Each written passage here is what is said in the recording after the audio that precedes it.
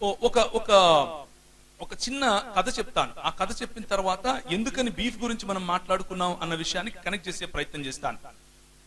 మీకు ఛత్రపతి శివాజీ గారి గురించి ఎంతమంది తెలుసు? మహారాష్ట్రలో ఛత్రపతి శివాజీ గారు కదా. ముఘల్ రాజ్యాలు ఈ దేశంలో విస్తరించే సమయంలో స్థానికంగా ఉన్నటువంటి ఈ మనువాదులు ఏమనుకున్నారు అని అంటే, ఇక మన రాజ్యాలన్నీ నశించిపోతాయి, మన పరిస్థితి ఏంటి, ఏమైపోతామో వీళ్ళు వెళ్ళి కొట్లాడరు, వీళ్ళకి చేత కాదు. వీళ్ళకి ఏం తెలుసు? ముందుండి ఎవరినైనా పావులాగా వాడుకోవటం మాత్రమే తెలుసు. ప్రోత్సహిస్తే ఒక శూద్ర కులానికి చెందినటువంటి ఛత్రపతి శివాజీ గారు, ఇప్పుడున్నటువంటి దాన్ని ఏమంటారు, ఇప్పుడున్నటువంటి మరాఠాలకు సంబంధించినటువంటి వాడు, ఆయన ముందుకు వచ్చి ఆయన నాయకత్వం తీసుకుని మహర్లను ఆయన రిక్రూట్ చేసుకున్నాడు. మహర్లు అంటే ఎవరు అని అంటే, మన ప్రాంతంలో వారికి సరిగ్గా కూలిగేవారు మాలలు అనుకోండి. మహర్లను రిక్రూట్ చేసుకున్నాడు. ఎందుకు మహర్లను రిక్రూట్ చేసుకున్నాడు అని అంటే, వాళ్ళు శరీర దారుఢ్యం బాగా ఉంటుంది, పొడుగ్గా ఉంటారు, వారు బాగా పోట్లాడతారు, వారికి పోట్లాడే గుణం ఉంది, వారు కష్టపడతారు అని అర్థం చేసుకున్నాడు. కాబట్టి వారు ఈ ప్రోటీన్ బాగా తింటారు. ఏ ప్రోటీన్? బీఫ్ తింటారు కాబట్టి అని వారిని రిక్రూట్ చేసుకున్నాడు. రిక్రూట్ చేసుకుని వారికి ఉండాల్సినటువంటి ట్రైనింగ్ ఇచ్చి, చేయాల్సినటువంటి ట్రైనింగ్ చేసి, వారిని ఒక బ్రహ్మాండమైన సైన్యంగా తయారు చేసి పోరాడాడు. పోరాడి ఒకానొక సమయానికి ఈ మొఘల్ సామ్రాజ్యాన్ని మరాఠా సామ్రాజ్యంగా మలిచే దిశగా వెళ్ళిపోయాడు. ఆయన ఛత్రపతి ఇప్పుడు ఆయన రాజు అవ్వాలి అని అంటే ఒక్క బ్రాహ్మణుడు ముందుకు వచ్చి ఆయనకు పట్టాభిషేకం చేయట్లేదు. ఒక్క బ్రాహ్మణుడు. ఆయన బ్రతిమాలుకున్నాడు అందరినీ, రండయ్యా, దయచేసి రండి, నేను మీ వాడినే కదా అంటే, నువ్వు మా వాడిని ఎట్లా అవుతావురా, నువ్వు మా వాడివి కాదు. ఛత్రపతి శివాజీకి పట్టిన గతి గురించి మాట్లాడుతున్నాను, నీకు నాకు పట్టింది కాదు. ఎవరైతే వారి తరఫున పోరాడాడో, ఎవరైతే వారిని సంరక్షించడం కోసం పోరాడాడో, ఎవరైతే వారి ధర్మాన్ని సంరక్షించడం కోసం పోరాడాడో, ఆయనకు బొట్టు పెడితే నేను తాకాల్సి వస్తుంది శూద్రుణ్ణి, నేను ఎట్లా బొట్టు పెడతాను అని అన్నాడు. లాస్ట్ కు అంబాజీ భట్ అనే ఒక ఆయన్ని పట్టుకొని వచ్చుకుని కాశీ నుంచి ఎడమకాలి బొట్టును వేలుతో బొట్టు పెట్టాడు. మన దేశంలో మహారాష్ట్రలో ఇప్పటికీ కూడా ఛత్రపతి శివాజీ బొమ్మ పెట్టుకుని శివసేనులుగా కొంతమంది పిలుచుకుంటూ ఉంటారు. ఏ మనుధర్మ శాస్త్రం గురించి పోరాడుతున్నారంటే వాళ్ళు ఈ మనుధర్మ శాస్త్రం గురించి పోరాడుతున్నారు. ఎడమ కాలి బొట్టను వేలుతో బొట్టు పెట్టి ఆ భట్టని ఆయన అప్పుడు ఈయనను ఛత్రపతిగా ఘోషించటానికి ముందు ఒక షరతు పెట్టారు. నువ్వు ఇంతమంది బ్రాహ్మణులకు ఈ విధంగా భోజనం పెట్టాలి, ఇంతమంది బ్రాహ్మణులకు ఈ విధంగా మణుగులు ఇవ్వాలి, ఇంతమంది బ్రాహ్మణులకు ఈ విధంగా మాన్యాలు ఇవ్వాలి అని ఆంక్షలు పెట్టారు. సరే అని చెప్పి ఆయన ఒప్పుకొని చేశాడు. ఒప్పుకొని చేసిన తర్వాత సరే ఇప్పుడైనా సరే, మరి ఇప్పుడు నేను క్షత్రియుడిగా నువ్వు భావిస్తావా అని అర్థించాడు. నువ్వు ఎట్లా క్షత్రియుడిగా భావిస్తావు? ఇదే విధంగా మీరు ప్రతి సంవత్సరం ఇన్ని సంవత్సరాలు చేస్తే నీ కొడుకు అంటే నీ మనవడికి మేము ఆ అధికారం ఇస్తామన్నారు. అర్థమవుతుందా? ఏ భావజాలంతో మనం పోరాడుతున్నామో అర్థం చేసుకోండి. నీ మనవడికి మేము క్షత్రియుని యొక్క అధికారాన్ని ఇస్తాము అని చెప్పారు. ఆ కారణంగా ఛత్రపతి శివాజీకి పట్టినటువంటి గతి అది. ఇప్పుడు మహర్లు ఆయనకు తోడుగా ఉండి పోరాడారు. కానీ మహర్లు మాత్రం ఎవరు? నిజానికి దాసులు, దస్యులు, రాక్షసుల యొక్క సమాజానికి చెందినోళ్ళు కదా. వీళ్ళని తాకకూడదు కదా. వీళ్ళే విధంగా ఛత్రపతితో కలిసి పనిచేస్తారు అని అనుకుని అప్పుడు వీళ్ళు పేష్వా అన్నటువంటి ఒక రాజ్యాన్ని తీసుకొచ్చారు. పేష్వా రాజ్యం అంటే ఏంటంటే, ఈ ఛత్రపతులు ఎవరు కూడా సొంతంగా నిర్ణయం తీసుకోవటానికి వీలుండదు. పేష్వాలుగా వ్యవహరించే, అంటే ఈ రోజు ఛత్రపతి అనే ఆయన ప్రెసిడెంట్, పేష్వా అనే ఆయన ప్రైమ్ మినిస్టర్. ఇప్పుడు మీకు అర్థమవుతుంది, ప్రైమ్ మినిస్టర్ అన్ని చేస్తాడు, అవునా కాదు? ప్రెసిడెంట్ ఓన్లీ సైన్ పెడతాడు. అలా చేసేసారు ఎవరిని? ఛత్రపతి వంశాన్ని. పేష్వాలు ముందుండి ఆ ఛత్రపతి వంశాన్ని నిర్వీర్యం చేసేసి, కేవలం నువ్వు అక్కడ ఒక బొమ్మగా ఉండు, మిగిలిన పని మేము చేస్తాం అని చెప్పి వాళ్ళు వచ్చిన వెంటనే మహర్లకు ఏం చేశారు తెలుసా? మూతికి ఒక ముంత కట్టారు, వెనకలొక చీపురు కట్టారు. మూతికి ఒక ముంత, వెనకలొక చీపురు కట్టేసి అప్పుడు వాళ్ళు శనివారవాడ అని ఒక ప్రాంతంలో జీవించేవాళ్ళు. పూనాలో శనివారవాడ, పూనా, సతారా, ఈ ప్రాంతాలన్నింటిలో కూడా నేను తిరిగి వచ్చాను. అవన్నీ చూసిన తర్వాత చెప్తున్నాను, ఊరికే చెప్పట్లేదు. శనివారవాడలోకి, శనివారవాడ నుంచి ఇన్ని మైళ్ళ దూరం వరకు అసలు వాళ్ళు కనిపించకూడదు. ఎవరైతే వాళ్ళ కోసం పోరాడి వారికి రాజ్యాన్ని తీసుకొని వచ్చి ఇచ్చారో, ఎవరైతే ముస్లింలకు వ్యతిరేకంగా పోరాడి వారి కోసం నిలబడ్డారో వాళ్ళు ఏమైపోయారు? సడన్ గా అస్పృశ్యులు, దాసులు, దస్యులు, నాగులు. ఎందుకు? శ్రేయాన్ స్వధర్మో విగుణః అంటే స్వధర్మం ఎంత దరిద్రమైనా సరే అదే చెయ్యాలా అని చెప్పింది కాబట్టి వాళ్ళ పుస్తకం. అర్థమవుతుందా? నీకోసం వాడు కష్టపడినా సరే వాడిని మాత్రం అక్కడ పెట్టాలి. పరధర్మాత్ స్వనుష్ఠితాత్.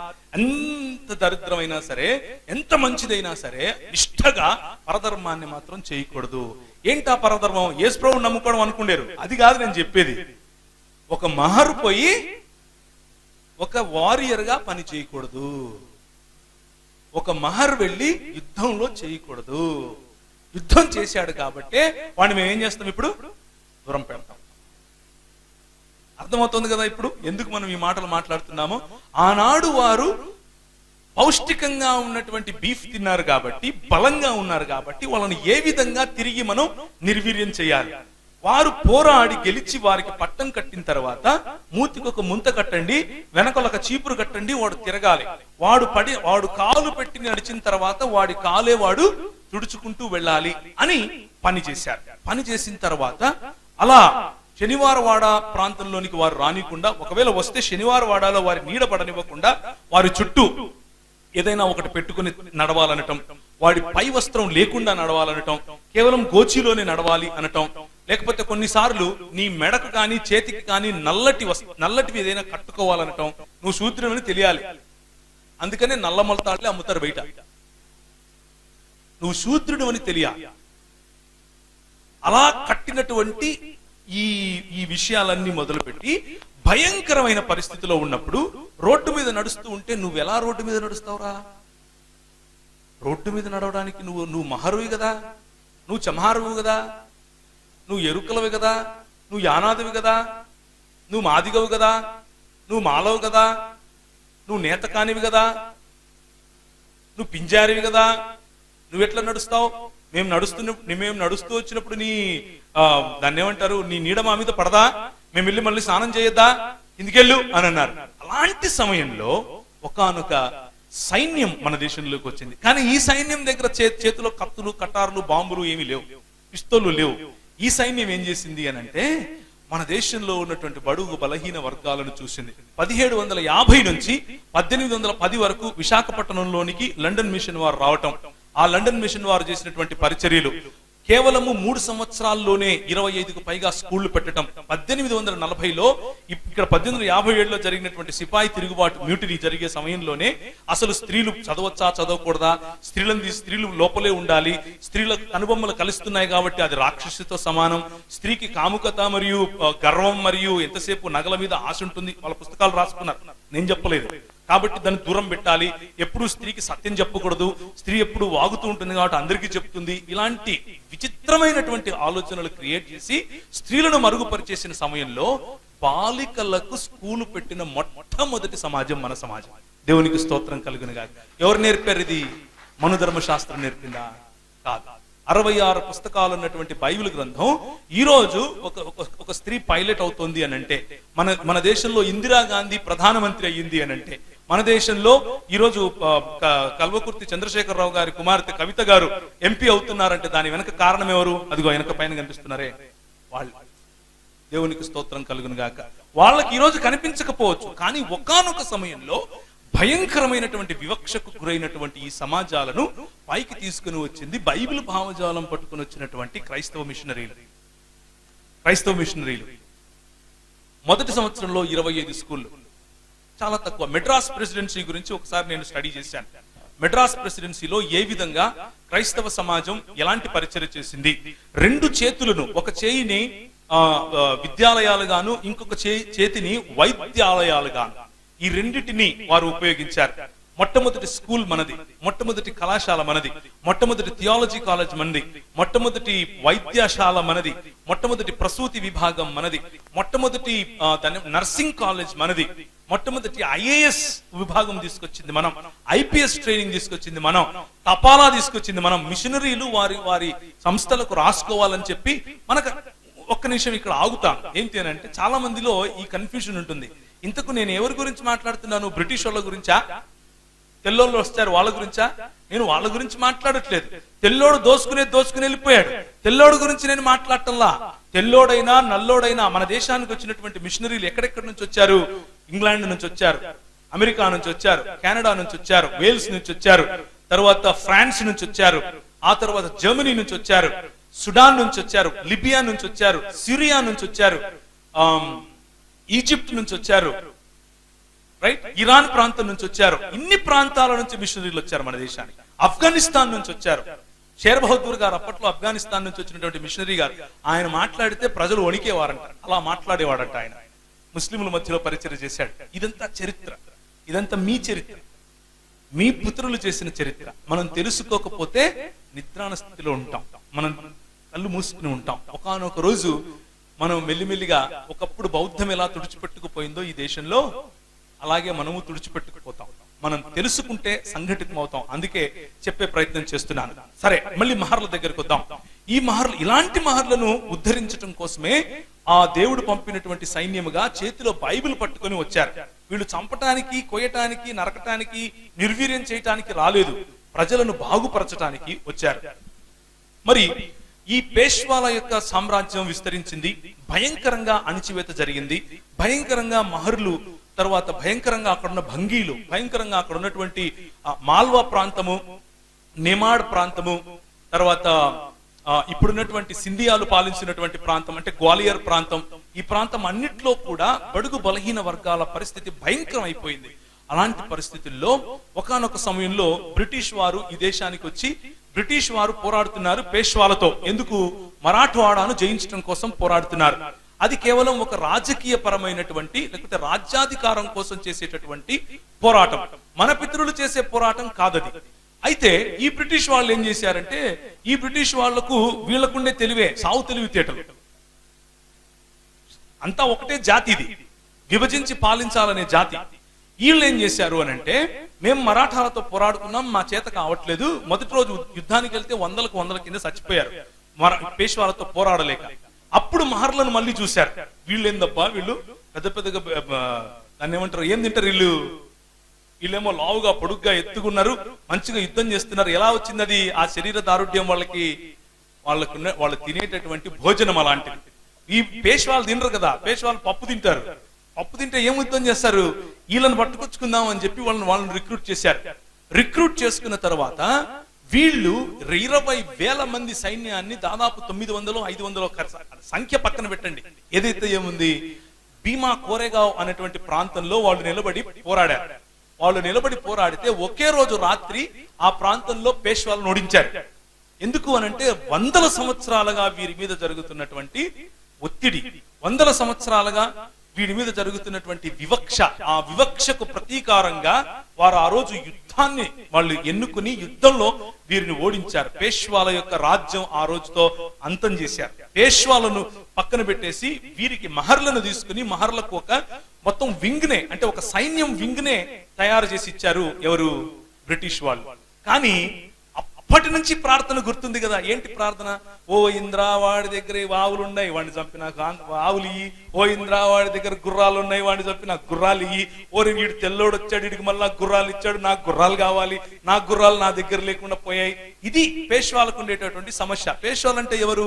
చిత్తుపావన్ బ్రాహ్మణులు, పట్టు బ్రాహ్మణులు, వాళ్లే పేష్వాలు. ఎవరంటే వాళ్ళు కాదు, ఈ విభజించి పాలించే భావజాలం ఉన్నటువంటి వాళ్ళు. వీళ్ళు మెల్లిగా ఒక రాజకీయ ఎత్తుగడ వేసి పేష్వాలు పోయి బ్రిటిష్ వాడితో అలైన్ అయిపోయారు. మెల్లిగా బ్రిటిష్ వాడితో అలైన్ అయిపోయిన తర్వాత విత్ ఇన్ నో టైం కొద్ది సమయంలోనే మళ్ళీ మహర్ల యొక్క వింగ్ తీసేశారు. మహర్ల వింగ్ తీసేసి మళ్ళీ పాత స్థితే, మళ్ళీ పాత రోజులే. కాకపోతే ఆ ముంత, ఆ చీపురు లేదు, మళ్ళీ పాత రోజులే. ఇక్కడ జరుగుతున్నటువంటి పోరాటం ఏంటి అనంటే, వారికి బయట నుంచి వచ్చినటువంటి బ్రిటిష్ వాడినైనా సరే సమానంగా చూస్తారు, కానీ స్థానికులమైనటువంటి బడుగు బలహీన వర్గాలైన మనం సమానం అంటే మాత్రం ఒప్పుకోలేదు. ఇది విభజించి పాలించే గుణం. ఇలాంటి సమయంలో ఒక పండిత రమాబాయి, అదే మరాఠవాడ ప్రాంతంలో ఒక పండిత రమాబాయిని మన వాళ్ళు లేపారు పైకి. ఆమెను కష్టపడి చదివించారు. ఆమె చదువుకుని ఆమె మంచి దాన్ని ఏమంటారు విద్య కలిగిన తర్వాత నాలాంటి బాలికలు ఎంతో మంది వితంతువులు అయిపోతున్నారు, బాల్య వితంతువులు అయిపోతున్నారు, వారిని నేను చేరదీయాలి అని అనుకుంది. చేరదీయాలని అనుకుని ప్రజలను సమీకరించింది. ఆమె ఎన్నో ఆశ్రమాలు బాలికల కోసం పెట్టింది. పెట్టి వారిని పెంచుతూ ఉంటే ఇదే లోకమాన్య తిలక్ గారు ఆమె గురించి అంటాడు, ఈమెకు మన దేశంలో ఇంతమంది దేవుళ్ళు ఉంటే ఒక్కడు కూడా ఈమెకు పనికి రాలేదంట. ఆ యేసుగాడు ఒకడు వచ్చాడు, ఆడంటే ఫుల్ రొమాన్స్, ఈమెకి ఇట్లే రాశాడు. నేను సొంతంగా చెప్పట్లేదు, ఆయన రాసిందే మైండ్ లో పెట్టి చెప్తున్నాను. యేసుగాడు ఒకడు వచ్చాడు, ఆడంటే ఈమెకు రొమాన్స్, అందుకు ఆడితో లేచిపోయింది అని రాశాడు. ఇది వాళ్ళకు ఉన్నటువంటి భావజాలం. ఇది విభజించి పాలించే భావజాలం. ఇదేంది ఇంట్లో పక్కింటోళ్ళకి చెప్పాడు అనుకుంటున్నారా? కాదు. మొన్నటికి మొన్న ఏ మార్చే మతం అని ఏబిఎన్ ఆంధ్రజ్యోతి రాసింది. 5 రోజులు వరుసగా హెడ్ లైన్స్ వేసింది, గుర్తుందే? ఆ విధంగానే ఈయన హెడ్ లైన్స్ లో రాశాడు. ఈ పండిత అంట, దీనికి పండిత అని పేరు ఎవరిచ్చారు? ఏం చదువుకుందని పండిత ఇచ్చారు? అందుకనే మేము పోరాడుతున్నాం. స్వరాజ్యం నా జన్మ హక్కు అన్నాడు. ఏంటా స్వరాజ్యం? మనుధర్మ శాస్త్రం రావటం స్వరాజ్యం. బ్రిటిష్ వాడు పోవటం కాదు స్వరాజ్యం. ఈయన దృష్టిలో మనుధర్మ శాస్త్రం రావటం స్వరాజ్యం. ఏంటా మనుధర్మ శాస్త్రం? స్త్రీకి చదువెందుకు? లోపల ఉండాలి. స్త్రీకి ఎక్కువ చదువు చెప్తే ఇదిగో ఇట్లా పండిత రమాబాయి లాగా తయారవుతుంది, మిగిలిన వాళ్ళకి కూడా చదువు చెప్తారు. శూద్రులకు చదువు ఎందుకు? ఏం పోయింది? మీకు మతిపోయిందా? ఎందుకు చెప్తున్నారు మీరు చదువు? చదువు చెప్పొద్దు. వాళ్ళకి ఏం నేర్పించాలా? వాళ్ళు చెప్పులు కుట్టే ట్రేడ్ లో ఉంటే చెప్పులు కుట్టడం నేర్పించాలా, వాళ్ళు మంగళూరులో అయితే వాళ్ళకి తలకత్తిరించడం నేర్పించాలా. ఇది ఆయన చెప్పిన మాటలు, నేను చెప్పిన సొంత మాటలు కాదు. ఆయన పేపర్ లో ముద్రించి మరీ ఇచ్చాడు. కేసరి పేపర్ పేరు. ఇది ఈ దేశంలో బడుగు బలహీన వర్గాల పట్ల జరుగుతున్నటువంటి దాడి. ఆ సమయంలో వారి ఇళ్ళు, వారి వాకిళ్ళు, వారి సంస్కృతులు, వారి దేశాలు విడిచిపెట్టి ఈ దేశానికి వచ్చి మొట్టమొదటి న్యూస్ పేపర్ ఈ దేశానికి ఇచ్చింది మన వాళ్ళు. మొట్టమొదటి కళాశాల ఇచ్చింది మన వాళ్ళు.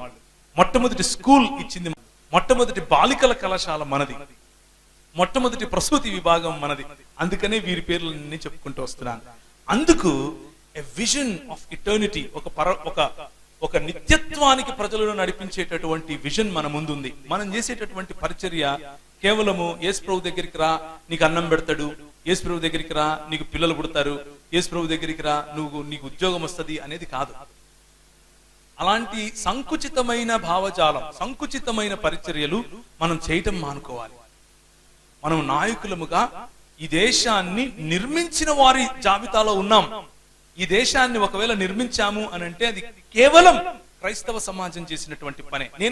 నేను ఎగ్జాజరేట్ చేస్తూ చెప్పట్లేదు, ఉన్నమాటే చెప్తున్నాను. మొన్న సాలూరు వెళ్ళాం. సాలూరు ప్రాంతం గురించి కొంచెం అధ్యయనం చేస్తే ఆ ప్రాంతంలో మొట్టమొదటి హాస్పిటల్ పెట్టింది మనం. మొట్టమొదటి టీబీ హాస్పిటల్ ఇప్పటికీ ఉంది. లెప్రసీ హాస్పిటల్, క్షమించండి, అది మనం చేసిందే ఇదంతా. కాకపోతే ఇప్పుడు మన పరిచర్య ఏంటంటే వాళ్ళు నిర్మించిపోయిన దాన్ని కనీసం కాపాడుకోలేనటువంటి పరిచర్య. ఉన్న ఆస్తులు అమ్ముకోవటం, ఉన్న భూములు అమ్ముకోవటం, ఏ కులాన్నైతే ఏ కుల ప్రాతిపదికనైతే మనల్ని విభజించారో ఈ దేశంలో ఉన్నటువంటి నల్ల దొరలు ఆ కుల ప్రాతిపదికలోనికే మెల్లిమెల్లిగా మనము జారిపోయి కుల సంఘాలు కట్టుకొని ఇవి క్రైస్తవ సంఘాలని పిలుచుకుంటున్నాం. ఇది మనం చేసేటటువంటి పరిచయం. Shame on us my brothers. మనం సిగ్గుపడాలి. మనం రోటీ చూసాం, కపడా చూసాం. ఎందుకు మహర్లకు పైన లేకపోతే ఎందుకు తక్కువ కులాలకు పైన బట్టలు వేసుకోకూడదో, మూతికి ముంత కట్టుకున్నారో చూసాం. ఆఖరిగా ఇంకొక కథ చెప్పి ముగిస్తా. ఒక ఆయన, ఇది మీకు తెలిసి ఉంటుంది, ఒక ఆయన చక్కగా రాజ్యాన్ని పాలిస్తున్నాడు. ఆయన పేరు బలి చక్రవర్తి. విన్నారా ఎప్పుడన్నా కథ? చక్కగా రాజ్యాన్ని పాలిస్తున్నాడు. ఇది ఒక కథ రూపంలో చెప్పినా కానీ ఇది వారి యొక్క మానసికతకు చిహ్నం. ఏంటా మానసికత అంటే, నీ దగ్గర భూమి ఉంటే వాళ్ళు ఒప్పుకోలేరు. నీ దగ్గర ఎలా భూమి ఉంటుంది? నీ దగ్గర భూమి ఉండడానికి వీలు లేదు అన్నది ఆలోచన. ఈ బలి చక్రవర్తి మంచిగా చక్కగా సుభిక్షంగా అందరినీ పాలిస్తూ ఉంటే చూడలేనటువంటి ఈ ఆర్య సమాజం ఒక ఆయన వామనుడి లాగా వచ్చి అడుగుతాడు, నాకు 3 అడుగులు కావాలి అని. ఒక అడుగు ఆయన ఉన్న చోట అంటే భూమి మీద, ఇంకొక అడుగు సకల బ్రహ్మాండం మీద పెట్టి ఇంక మూడో అడుగు ఎక్కడ పెట్టాలి అని అంటే ఆయన అంటాడు, ఇదిగో నా తల మీద పెట్టయ్యా అని వంగి తన తలను అర్పిస్తాడు. అప్పుడు ఈ దేవునిగా పిలువబడే ఈ వామనుడు అతఃపాతాళానికి ఆ మనిషిని తొక్కేస్తాడు. ఇది వారి సంస్కృతి. ఏంటంటే నీ దగ్గర భూమి ఉండటం వాళ్ళకి ఇష్టం లేదు, నీ దగ్గర ఇల్లు ఉండటం వారికి ఇష్టం లేదు, నువ్వు బట్ట కట్టద్దు, నువ్వు భోజనం చెయ్యొద్దు, నీ దగ్గర ఇల్లు ఉండద్దు, ఈ మూడు ఉండద్దు. ఈ మూడు చేశారు మన క్రైస్తవ సమాజం. మొట్టమొదటిగా చదువిచ్చారు. నీకు కోల్పోయినటువంటి గుర్తింపు, నువ్వు మనిషివి అన్న గుర్తింపును తిరిగి తీసుకొని వచ్చి ఇచ్చారు. నీకు మేము సాలూరుకి వెళ్ళినప్పుడు అక్కడ పనిచేసినటువంటి జర్మనీ దేశానికి చెందినటువంటి మిషనరీ గారు ఆయన ఏం చేశారు అని అంటే, ఒక 20 ఎకరాలు స్థలం కొని ఉచితంగా కొంతమందికి పంచి, కొంతమంది అగ్రకులస్తులకు అమ్మి అందరినీ ఒకే కమ్యూనిటీలోకి కట్టే ప్రయత్నం చేశాడు. అంటే నేషనల్ ఇంటిగ్రేషన్, సర్వకులాలను ఇంటిగ్రేట్ చేసేటటువంటి పని ఎవరు చేశారు? మన పితరులు చేశారు. విభజించే పని ఎవరు చేశారు? ఈ దేశాన్ని కుసంస్కృతిలోనికి తీసుకెళ్ళినటువంటి వారు చేశారు. ఇది మనం తెలుసుకోవాలి అన్న ఉద్దేశంతో చేసేదే ఇండాలజీ. మన దేశ చరిత్ర ఏంటి, ఆ దేశ చరిత్రలో మనల్ని ఏ విధంగా కడుతున్నారు అన్నది. ఒకానొక సమయంలో ఈ ఒంగోలు ప్రాంతం భయంకరమైనటువంటి కరువు, తినటానికి భోజనం లేదు, కష్టపడుతున్నారు. ఎక్కడ వర్షం పడట్లేదు, పంటలు పండట్లేదు, మొత్తం పశువులన్నీ బక్క చిక్కిపోతున్నాయి, మనుషులు చచ్చిపోతున్నారు. అయ్యా కొంచెం అన్నం పెట్టండి అయ్యా అని వెళ్ళి ఈ బూర్జువారి వ్యవస్థలో ఎవరైతే ధనవంతుల వారి దగ్గరికి వెళ్ళి అడిగితే మన పెద్దలు వారికి అన్నారు, అరే నువ్వు మా ఇండ్లలోకి వచ్చి పని ఎట్లా చేస్తావు గానీ ఒక పని చెయ్యి, మా గొడ్లు మాకు పండిన ధాన్యానికి తొక్కుతాయి, ఆ తొక్కే సమయంలో నువ్వు కూడా రా పని చెయ్యి, పని చేసిన తర్వాత నీకు మేము జీతం ఇవ్వలేము, ఇప్పట్లో మా దగ్గర డబ్బులు అంటే మాది మాకు కావాలి కదా, కాబట్టి జీతం అయితే ఇవ్వం, ఒక పని చేయి, మా గొడ్లు తింటాయి. ఏం తింటాయి? గింజలు. ఏం గింజలు? అప్పుడు కంకులు పండిస్తున్నారు, కంకులు తింటాయి. కంకులు అంటే అర్థమవుతుందా? కంకి అంటే ఏంటో? మొక్కజొన్నలు అవి తొక్కుతాయి. తొక్కిన తర్వాత ఆ తొక్కుతూ తింటాయి. తిన్న తర్వాత పేడేస్తాయి. అవి అరిగించుకోలేవు. ఎందుకంటే పశువులు ఎలా అరిగించుకుంటాయి? నెమరు వేయాలి. ఒక చోట కూర్చుంటే నెమరు వేయాలి. మీకు తెలుసు కదా, మీకు అన్ని తెలిసినవే ఇవన్నీ. నెమరు వేస్తే తప్ప అరిగించుకోలేవు పశువులు.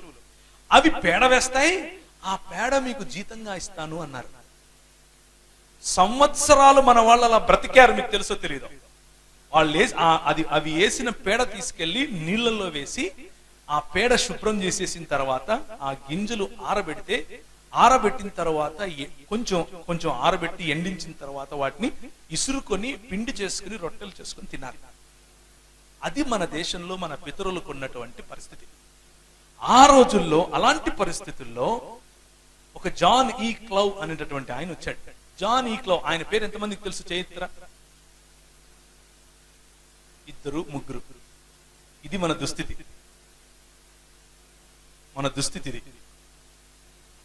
జాన్ ఈ క్లౌ అనే ఆయన మొట్టమొదటిసారిగా భారతీయ బ్యాప్టిస్ట్ సంఘాల స్థాపన కోసం నెల్లూరు ప్రాంతానికి వచ్చి పనిచేస్తూ ఉంటే ఆయన ఈ దుస్థితిని చూశాడు. అయ్యో ఎట్లా ప్రభువా, నాకు ఒక్క దర్శనం, ఒక్క డోర్ తెరుచు అని అన్నప్పుడు, అప్పట్లో ఈ సర్ ఆర్థర్ కాటన్ గారు ఆయన బ్రిటిష్ జనరల్ గా ఉండి పనిచేస్తున్నారు. అంటే బ్రిటిష్ ప్రభుత్వంలో ఒక అధికారి అయినప్పటికీ ఆయన బైబిల్ వదిలేవాడు కాదు. గుర్రం ఎక్కడం, బైబిల్ పట్టుకోవటం, వెళ్ళిపోవటం ఊర్లలోకి.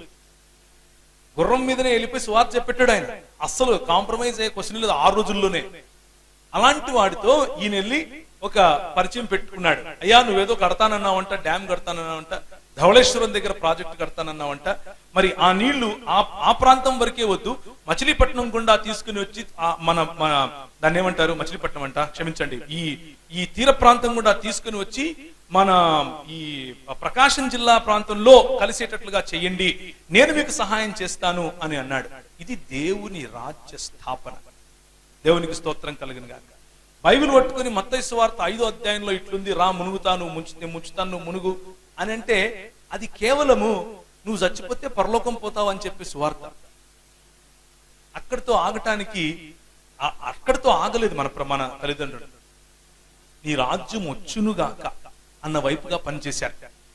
అందుకనే చచ్చిపోయే వారిని వాళ్ళ కర్మలేరా అన్నటువంటి సంస్కృతిలో వాడి కర్మ ప్రకారం వాడికి దక్కింది అనే సంస్కృతిలో కర్మ కాదు, మనం మార్చగలం అని ఆలోచించారు. అలాంటి గోదావరి జలాలను వారు కెనాల్స్ ద్వారా త్రవ్వుకుంటూ ఎక్కడికి, ప్రకాశం జిల్లా వరకు తీసుకెళ్లారు. 100 కిలోమీటర్లు. ఎవరు తవ్వుతారు? అన్నమే లేదు. అన్నం అడిగితే పేడ ఇస్తున్నారు. ఏమయ్యా అంటే, మీరు కాలువలు త్రవ్వండి, నేను మీకు అన్నం పెడతాను అన్నాడు. అందుకు మనల్ని రైస్ క్రిస్టియన్స్ అంటారు. అర్థమవుతుందా? అందుకు మనల్ని వీళ్ళు అన్నం కోసం ఏమయ్యారు, మత మార్పిడి చేసుకున్నారు అంటారు మనల్ని. ఇది రైస్ అన్నం కాదు, ఇది మా ఆత్మగౌరవం. మేము చస్తాము అని అంటే పేడేస్తాము అని మీరు అన్నారు. మాకు పని ఇచ్చి వీరు పనికి వచ్చేవాళ్ళు అని గుర్తించారు. వీరిలో సృజనాత్మకత ఉంది అని వారు గుర్తించారు. వీరికి భోజనం పెట్టాలి అని వారు ఆలోచించారు. కనుక మేము ఆ ప్రేమను గుర్తించాం. వీళ్ళు ఎందుకు చేయాలి అసలు మాకు? మేము ఎవరం వీళ్ళకి?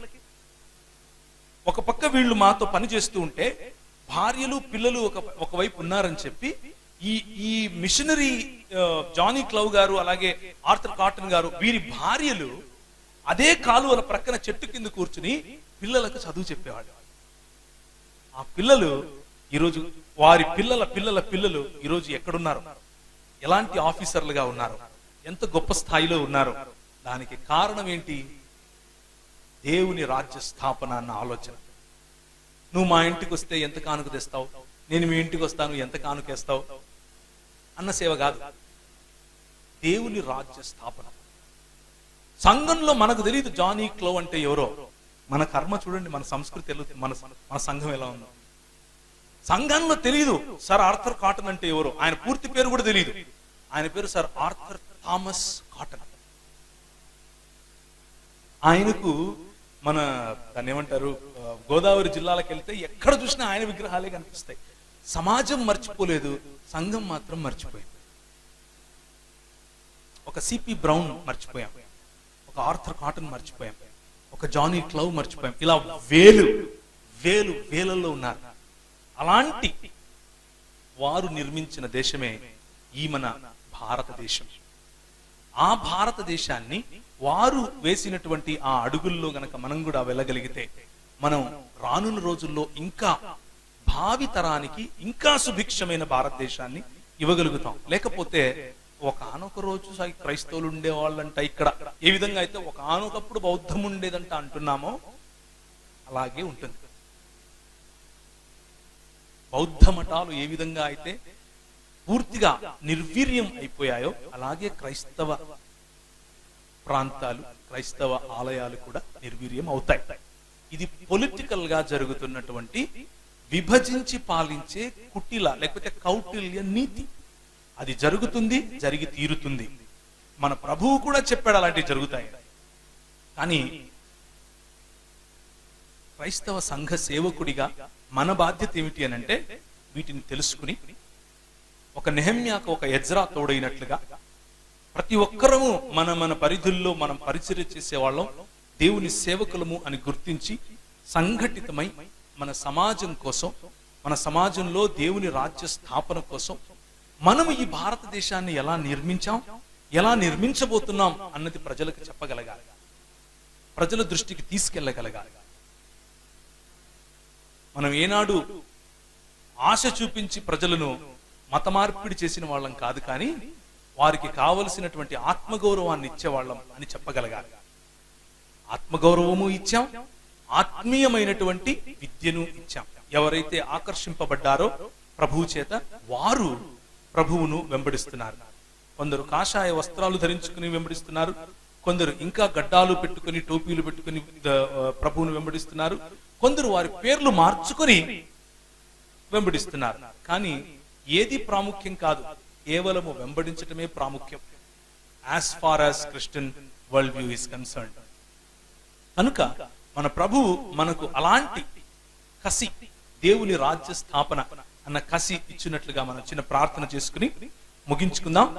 భోజనం అయిపోయిన తర్వాత అసలు మన వెనుకబాటుకు క్రైస్తవ మిషనరీలు ఏ విధంగా పనిచేశారు, స్పెసిఫిక్స్ లోనికి వెళదాం. ఇప్పుడు ఒక ఓవరాల్ పెద్ద పిక్చర్ చూసాము, కొంచెం స్పెసిఫిక్స్ లోనికి వెళ్తాం. ఏ ఏ ప్రాంతంలో ఎలా జరిగింది, అలాగే మన దేశ ఆర్థిక వ్యవస్థ. కొంతమంది అంటూ ఉంటారు, ఈ ఆర్థిక వ్యవస్థ ఒకప్పుడు ఈ బ్రిటిష్ వాడు రాకముందు 50% జీడిపి ఉండేది, వాళ్ళు వచ్చి కొల్లగొట్టుకొని వెళ్ళిపోయారు. ఆ విషయాన్ని కూడా కొంచెం చూద్దాం.